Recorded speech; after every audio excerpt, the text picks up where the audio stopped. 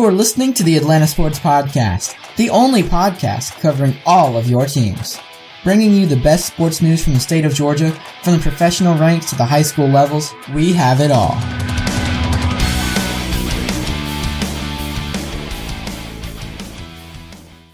Welcome back to the Atlanta Sports Podcasts. My name is Frankie, not joined by Luke Winstel today. Thank you for finding us from iTunes or Stitcher Radio, Google Play, or, as always, on our website, atlantasportspodcasts.com. Remember, you can also follow us on Twitter at ATL Sportscasts or on Google+, the Atlanta Sports Podcasts. You can also find us on YouTube, and we'd like you to subscribe to us there or in any of the other directories if you have not done so already. Please do, and that way you can get all of our latest episodes. We're going to be talking about the Atlanta Falcons Super Bowl 51 loss to the New England Patriots today. Obviously very disappointing for the city of Atlanta and the Atlanta Falcons and their fans. But the good news is this is a stepping stone to bigger and greater things, hopefully in the years to come. The Falcons have a lot of the pieces that aren't leaving. The Falcons are a young team this year, and they will be a little bit older and more experienced next year, which can hopefully mean good things for the team going forward. So they lost to the New England Patriots 34-28 in the first ever overtime game in Super Bowl history. Matt Ryan, the MVP of the entire league, was 17 for 23, 284 yards, 2 touchdowns, and no interceptions. He did very well the first half, kind of slowed down with the rest of the offense in the second half. And Tom Brady was named the game MVP, and he should have been with 43 for 62 passing for 466 yards. I believe that is a Super Bowl record. 2 touchdowns and the 1 interception to Ricardo Allen, which was returned for a touchdown. The Falcons gave up 5 sacks for 44 yards. That was expected. Maybe not that number exactly, but the Falcons were playing the number one defense. The Patriots defense was supposed to force turnovers and make pressure on Matt Ryan and get to the quarterback. But the Falcons sacked Tom Brady 5 times for 24 yards. Now, the Falcons defense was, I think, 25th in the league at the end of the regular season, but they had been on an upward trend. They've been playing better and better each week, and they finally reached a culmination. This is the last game of the season, and they played really well. They shut out the Patriots, I think. No, it's 21-3 at halftime. They held them to a field goal. Then they were up 28-3, and then they just got tired because the Patriots ran 93 offensive plays, held the ball for over 40 minutes, while the Falcons only held the ball for 23 minutes and only ran 46 plays. The defense is almost where we want it to be. I think that the Falcons' offense, they were just too good for the first half. They scored too quickly. They only held the ball for 23 minutes, which is part of the reason the pressure was on the defense, because they were out on the field for long times. The Patriots were just stringing long drives together. Now, whether they resulted in points or not, they still kept the defense on the field, and then that's what eventually put the Falcons in at the end of the game when our defense was just too tired, and the Patriots just went up and down the field at the end of the game. Now, the Ryan sack, Matt Ryan was sacked near the end of the third quarter. That put Atlanta out of field goal range, which if he had been able to throw the ball away, the Falcons would have kicked a field goal and at least had a shot at beating the Patriots in regulation.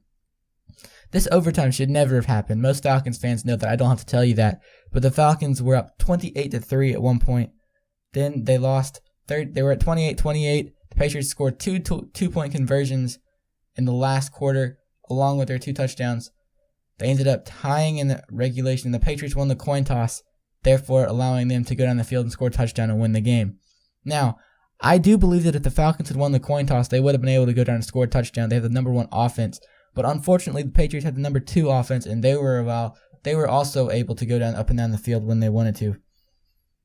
And then one other note, the Patriots made the adjustments. The Falcons didn't. They were 21-3 at halftime. The Falcons didn't make any more adjustments. The Patriots were able to adjust to everything the Falcons have been doing and slow them down the second half. The Falcons weren't able to do that. And that's why Bill Belichick is one of the greatest coaches of all time. And I think that Dan Quinn can get there. He's had Super Bowl experience now. He had some of his assistant, now some of his as a head coach.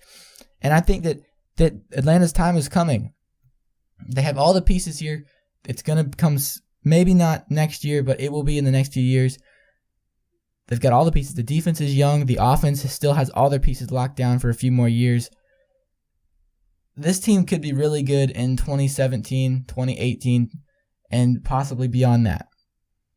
And then over an hour was between the Falcons' offensive snaps. There was 63 minutes, I believe.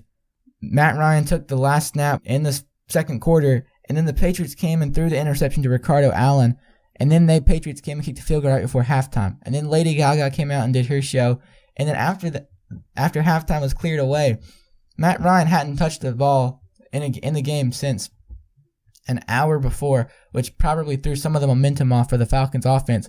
They only scored 1 touchdown in the second half and overtime combined, whereas they scored 3 touchdowns in the first half, 3 touchdowns in the second quarter. So that could have messed them up a little bit, but I don't think that you can blame this loss on any one thing. It was just a culmination of the way the game went. And then just some stats. The Falcons had 9 penalties for 65 yards. The Patriots only had 4 penalties for 23 yards. There was a string of that drive. The Patriots went down and then eventually threw the interception, which nullified all the penalties.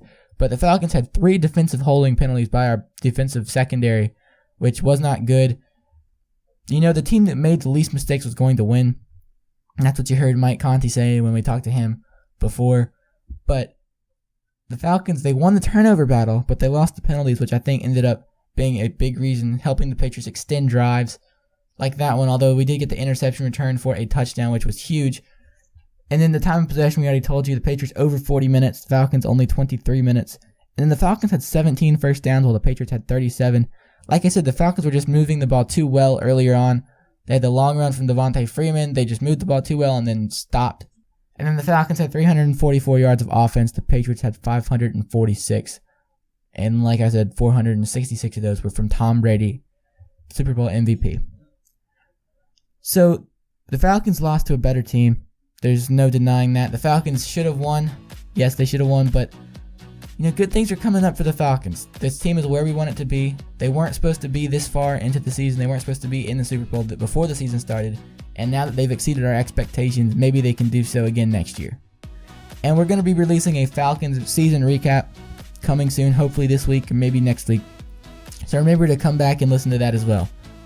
And we hope to see you next time with another show.